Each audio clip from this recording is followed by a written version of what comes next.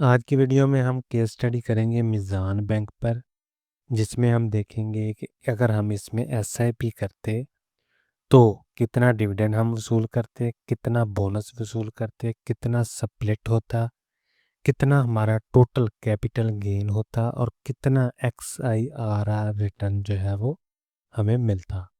चलिए शुरू करते हैं जी। तो एक्सेल शीट में मैं आ गया हूँ। ठीक है जी, मीज़ान बैंक है। ये आपने पहले गौर से पढ़ लेना है कि ये क्या चीज़ें लिखी हुई हैं। ठीक है जी। प्राइस मैं सिलेक्ट करूँगा हर साल में जो हाई प्राइस का है वो, यानी वर्स्ट केस सिनेरियो जो मैं है वो बिल्ड करूँगा इसमें। ठीक है जी। और दूसरे नंबर पे जो एसआईपी है वो हर साल हम 1 लाख रुपया इन्वेस्ट करेंगे, उसके जितने भी शेयर आ जाएं वो हम खरीदेंगे। ठीक है जी।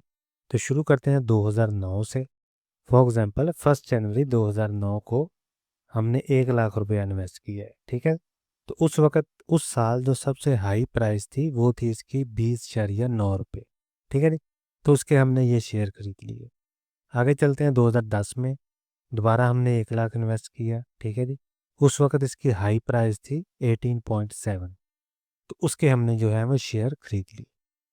अब 2010 में इसने स्प्लिट या बोनस आप इसे कह लें, बोनस अनाउंस किया तो हमारे पास जो शेयर हैं वो बढ़ गए हैं इसके। ठीक है जी। फिर हमने 2011 में दोबारा बाय किया 1 लाख रुपए के शेयर्स। तो ये हमें शेयर्स की क्वांटिटी जो है वो मिल गई 4764। उसके बाद दोबारा 2011 में इसने बोनस अनाउंस किया है तो ये हमारे शेयर जो हैं वो बढ़ गए हैं।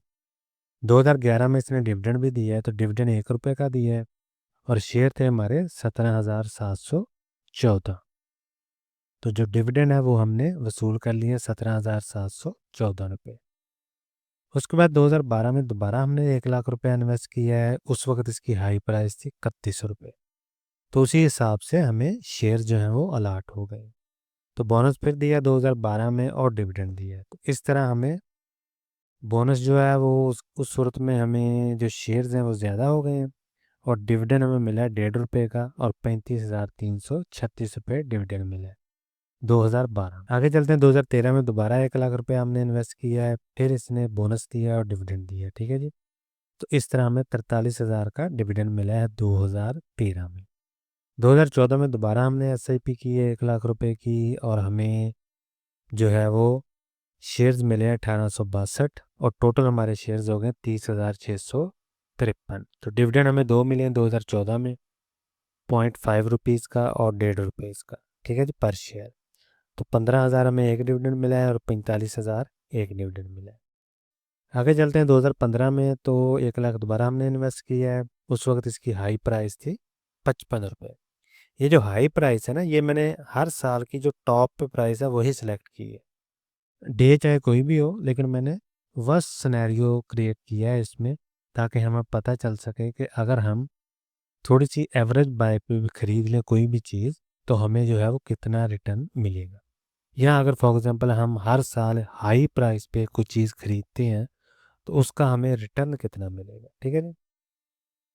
तो 2015 में भी हमें 2 डिविडेंड मिले हैं, 1.25 रुपीज़ पर शेयर और 1.75 रुपीज़ पर शेयर। 40,000 का आ गया डिविडेंड और 56,000 का। ठीक है जी। आगे चलते हैं 2016 में। 2016 में दोबारा हमने 1 लाख इन्वेस्ट किया है। उस वक्त इसकी हाई प्राइस थी 72.3। 1383 हमें शेयर्स मिले हैं। ठीक है जी। तो टोटल शेयर हो गए हमारे पास 33,854। और 2016 में हमें 2 डिविडेंड मिले हैं, 1.25 और 1.75। तो 42,000 और तकरीबन 60,000 रुपया जो है वो हमने डिविडेंड लिया है। 2017 में दोबारा हमने 1 लाख इन्वेस्ट किया है और डिविडेंड मिला है हमें 2017 में 2। ठीक है जी। एक 1.25 और एक 1.75। 43,000 आया और 61,000 रुपीज़ तकरीबन हमने डिविडेंड जो है वो लिया है। ठीक है। इसमें मैंने टैक्स नहीं ऐड किया, टैक्स मैं आपको एंड में बताता हूँ। अगर मैं इधर ही टैक्स ऐड कर दूँ तो ये कैलकुलेशन काफ़ी कॉम्प्लिकेशन हो जाती थी, तो इसलिए मैंने एंड पे रखा है कि फुल पे हम सिर्फ और सिर्फ टैक्स जो है वो कैलकुलेट कर लेंगे। 2018 में दोबारा 1 लाख रुपया हमने इन्वेस्ट किया है और हमें मिल गया शेयर जी 988 और टोटल शेयर्स हो गए हैं 36,000। तो 2018 में इसने 2 डिविडेंड दिए हैं प्लस एक बोनस अनाउंस किया। ठीक है। तो 1.25 का एक डिविडेंड है, 1.5 रुपीज़ पर शेयर का एक डिविडेंड है, यानी 45,000 और 54,000 हमें डिविडेंड मिल गया 2018 में, और ये बोनस हमें मिल गया। ठीक है, तो शेयर हमारी क्वांटिटी जो है वो बढ़ गई है। दोबारा हमने 1 लाख इन्वेस्ट किया 2019 में। 2019 में 4 डिविडेंड मिले हैं और एक हमें स्प्लिट यानी बोनस वगैरह मिला है। ठीक है, तो 2019 में भी हमें 81,000, 40,000, 44,000 और 44,000 का बोनस डिविडेंड मिला है, और यहाँ पे हमें मिला है बोनस। ठीक है जी, आगे हम चलते हैं 2020 में। 2020 में भी हमने 1 लाख रुपया दोबारा जो है इन्वेस्ट किया है, क्योंकि हम हर साल SIP कर रहे हैं। तो 2020 में हमें 2 डिविडेंड मिले हैं और एक बोनस मिला है। ठीक है, तो 2 रुपये का डिविडेंड मिला है, फिर 4 रुपये का, 90,000 और 2 लाख रुपया। इसी तरह 2021 में हमने दोबारा 1 लाख रुपया इन्वेस्ट किया, तो हमें 2 डिविडेंड मिले हैं, 4 डिविडेंड मिले हैं यहाँ पे, और एक हमें मिला है बोनस। ठीक है, 1 लाख रुपये का एक डिविडेंड, 75,000, फिर 75,000, फिर 87,000। 2022 में हमने दोबारा जो है वो परचेज़ किया है 1 लाख रुपये के शेयर्स। ठीक है जी, और हमें 2022 में मिला है जी पहला डिविडेंड, फिर दूसरा, फिर हमें बोनस मिला है, फिर डिविडेंड और फिर डिविडेंड। 4 डिविडेंड और एक बोनस हमें मिला है। 1.5 रुपये का, 1.75 और 2 रुपये का डिविडेंड मिला है पर शेयर्स। इसी तरह डिविडेंड की अमाउंट आप देख सकते हैं 88,000, 1 लाख, फिर 1 लाख, फिर 1,29,000। आगे हम चलते हैं जी 2023 में। 2023 में हमने दोबारा शेयर को जो है वो बाय किया, यानी 1 लाख रुपया हमने इन्वेस्ट किया, तकरीबन हमें 559 शेयर मिले हैं। उस 2022 में यहाँ पे 2023 में जो हाई प्राइस थी वो 178 थी। ठीक है, तो 178 जो प्राइस है उसके अकॉर्डिंगली हमें शेयर्स मिल गए हैं 559। 2023 में भी इसने 4 डिविडेंड दिए हैं, 3 रुपये का, फिर 3 का, फिर 4 का और फिर 5 का। तो उसी के अकॉर्डिंगली हमें डिविडेंड मिला है 1,86,96,000, फिर 1,96,000, 2,61,000 और 3,26,000 रुपया। ठीक है, तो इस तरह आप कैलकुलेशन कर सकते हैं कैसे हर साल हमारा डिविडेंड जो है वो बढ़ रहा है इसमें। आगे हम चलते हैं जी 2024। 2024 में इसकी जो हाई प्राइस थी वो 281 थी, और हमने 1 लाख इन्वेस्ट किया 2024 में। 356 शेयर हमें मिले और 4 डिविडेंड हमें मिले हैं 2024 में। ठीक है जी, 8 रुपये का, फिर 7, 7 और 7 रुपये का। तो डिविडेंड हमें कितना मिला है जी 5,25,000 का पहले क्वार्टर में, फिर 4,60 का दूसरे में, 4,60,000 का तीसरे में, और 4,60,000 का तकरीबन चौथे में हमें डिविडेंड मिला है। ठीक है जी, 2025 में हमने दोबारा जो है वो अपना SIP की है 1 लाख रुपए की, और उस 2025 में जो हाई प्राइस थी वो 490 थी। ठीक है, और शेयर हमें मिले हैं 204, और टोटल शेयर हो गए हैं जी 65,939। और 2025 में भी हमें 4 डिविडेंड मिले, 7 रुपये के चारों डिविडेंड, और जो रकम बनती है वो 4,61,000, फिर 4,61,000, और इसी तरह बाकी जो 2 डिविडेंड हैं वो भी हमें सेम प्राइस पे मिले हैं, यानी तकरीबन 4.5 लाख रुपया हमें हर क्वार्टर में मिला है। ये तो हो गई हमारी कैलकुलेशन। ठीक है, कि अगर हम 2009 से लेके आज तक SIP करते, हर साल 1-1 लाख रुपया इन्वेस्ट करते, तो मीज़ान बैंक हमें आज के दिन तक कितनी अमाउंट देता, कितना डिविडेंड देता, कितना कैपिटल गेन होता, हमें वो सारी कैलकुलेशन हमने की है। यहाँ हम टोटल में जाएंगे। ये आगे शेयर्स, अगर हम आज की डेट तक कोई भी मीज़ान बैंक का शेयर ना बेचते तो हमारे पास शेयर हो जाने थे 65,000 तकरीबन।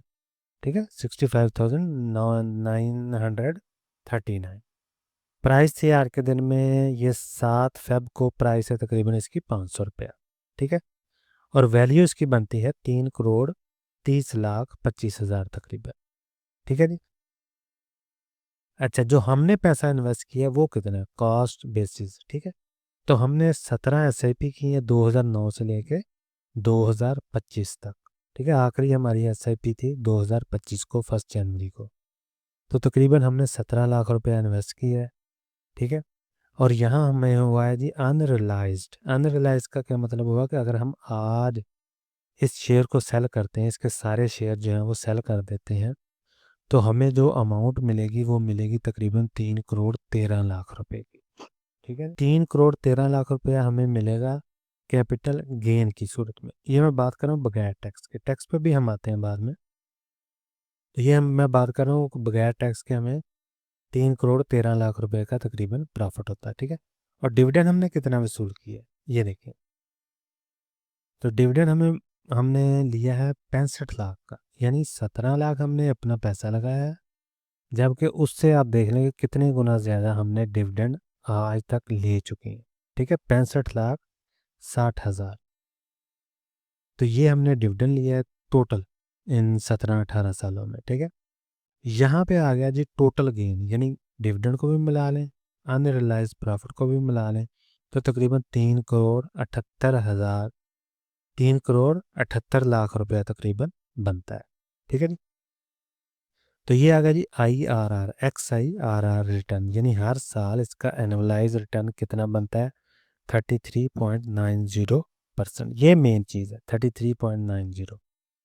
यहाँ हो सकता है अमाउंट, अगर आप यहाँ पे कॉस्ट बेसिस पे अमाउंट ज़्यादा इन्वेस्ट करते, फॉर एग्जांपल आप करते हर साल 2-2 लाख रुपया, तो यहाँ अमाउंट आपकी और बढ़ जानी थी। लेकिन असल चीज़ है ये XIRR रिटर्न, ये जितना ज़्यादा होगा उतना ही बेहतरीन होगा। ठीक है, यूजली स्टॉक मार्केट में तो कहते हैं कि 15% से ज़्यादा हो तो बहुत ही अच्छा रिटर्न है, लेकिन मैंने इसमें केस स्टडी किया है SIP करके। ठीक है, SIP जब हमने की है हर साल, तो हमें जो रिटर्न मिला है वो 33.90% मिला है।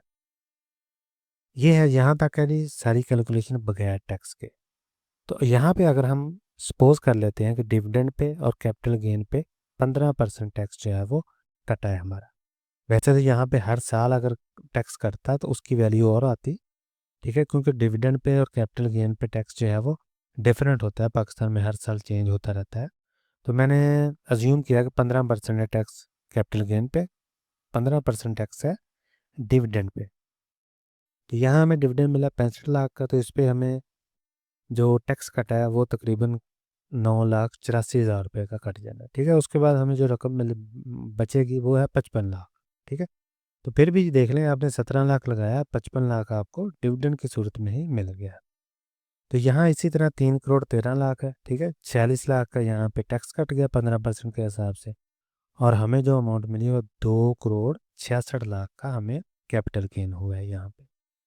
ठीक है, तो इन दोनों को जब हम जमा कर लेंगे तो 3 करोड़ 22 लाख रुपया हमें मिलेगा टोटल गेन की सूरत में। आज तक हमारी कितनी इन्वेस्टमेंट है, तकरीबन 17 लाख रुपया, और हमने क्या किया है, सिंपल हमने हर साल SIP की है 1-1 लाख रुपए की, और बाकी जो डिविडेंड है वो हम खाते रहे हैं। ठीक है, तो इस तरह हमारे पास टोटल गेन जो है वो इतना बन जाता है।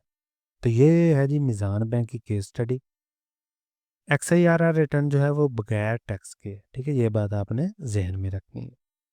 तो ये मिज़ान बैंक की केस स्टडी थी जिसमें हमने स्टडी किया है डिविडेंड को, बोनस को, XIRR रिटर्न को, टोटल गेन को, अगर हम होल्ड करते आज तक, अगर हम आज सेल करते इस तमाम शेयर्स को, तो ये इतना हमारे पास गेन आ जाना था, और डिविडेंड हम ऑलरेडी ले चुके हैं। ठीक है जी, तो इस तरह आप कंपैरिजन कर सकते हैं किसी भी शेयर्स को दूसरे शेयर के साथ कि आया उसने पास में हमें कुछ रिटर्न अच्छा दिया भी है या नहीं दिया। ठीक है जी, तो अगर आप भी किसी भी शेयर की केस स्टडी वगैरह करवाना चाहते हैं तो आप कमेंट सेक्शन में ज़रूर बताएं, मैं उस पर वीडियो बनाने की पूरी कोशिश करूँगा। मिलते हैं अगली वीडियो में, तब तक के लिए अल्लाह हाफिज़।